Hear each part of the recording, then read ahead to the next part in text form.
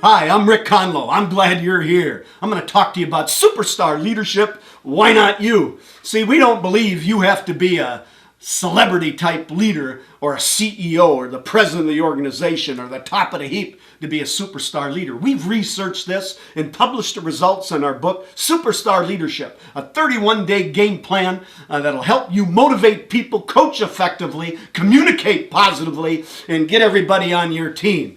See, we believe that in terms of employees, as well as you as a leader, you got a superstar within. Sly and the Family Stone said, everybody has a star. We just add superstar. Why not? Why not think the best? And you know what? We've traveled quite a few places here recently, and I got a slide here that shows you a few pictures of the cities I've been. Big cities, lots of managers, and we found that many managers got this fear, anxiety thing going on, this worry, this disappointment, this frustration thing, and it isn't bringing out the best in their team. It's spilling over and getting people's way. You know, we came across this publication that asked everybody, why do you hate your boss? They came up with 5,000 responses. I have the top 10 here. Let me just touch on a few of them. People hate their boss because they don't communicate, because they lie, because they're indecisive. They favor brown nosers. They don't listen. And you'll see the others that are listed there as well. You know, the number one reason why people quit a job is they hate their boss. That doesn't have to be you. You can be different, and I'm here to tell you how that can be. See, we've looked at the research, and we've got it all in our book. Again, as I mentioned, it's in here, documented, so you can look at that. But I'm going to share with you a piece of it. Here's what we found. According to derailment studies, 50% of managers are failing in their jobs. Now, I don't say that to depress you. I'm telling you, it's an opportunity for you if you do something different, if you do something better. 50% of managers didn't know improving service quality would reduce operating costs. 50% of managers don't understand that people were repeat behavior that is rewarded. 60% of managers didn't think it was right to brag about an employee in front of others. 67%, two-thirds of managers don't set goals with their people in writing. Notice the numbers are getting higher here, okay? In addition, 70% of managers didn't know the best way to solve an employee problem is through a mutual decision-making process. 80% of managers didn't understand when you give performance feedback, it should be specific. I mean, think about that. 80 to 95% of service quality problems are management-related, not employee-related. Usually the employees get blamed for it.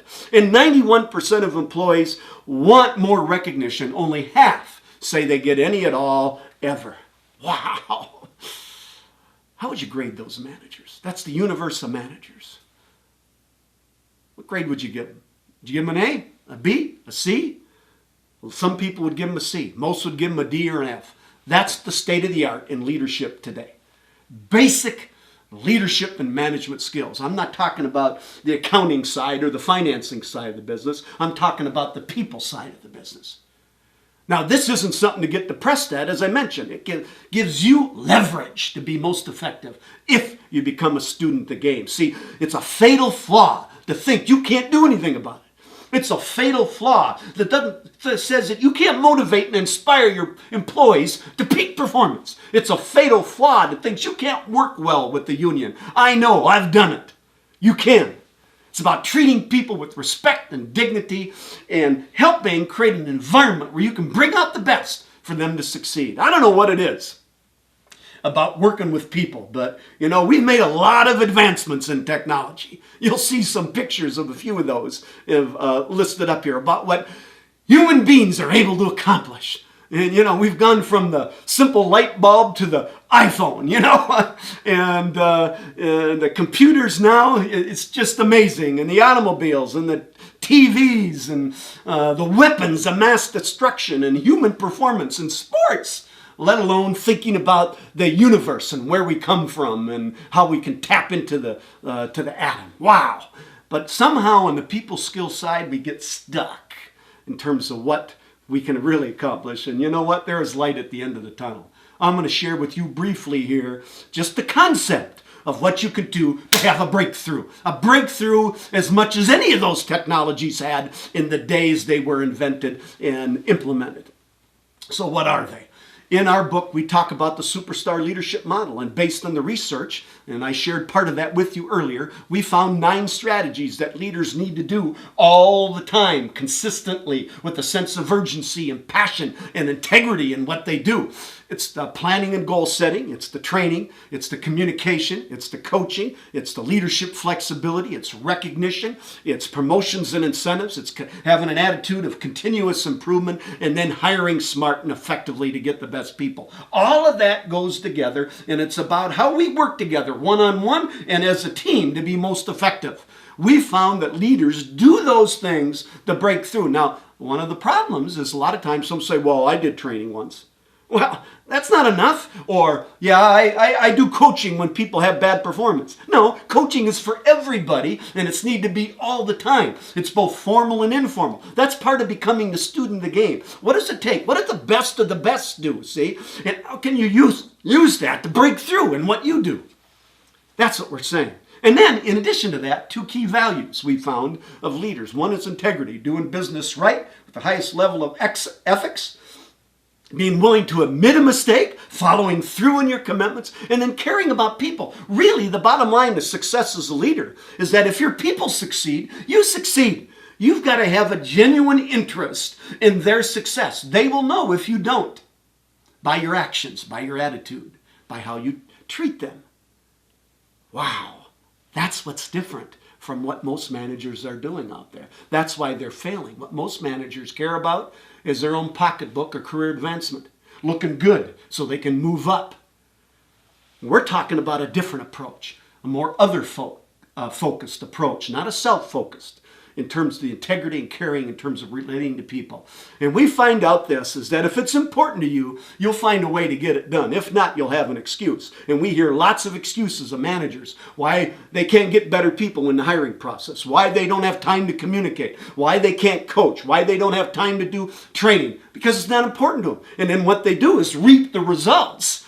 They reap the results of what they sowed in terms of how they treated people. And they get poor results, mediocre results. That's part of the reason why the economy stagnates. Everybody's focused on the fear and the negative emotions, and they're out to get what they want, not what helping other people succeed.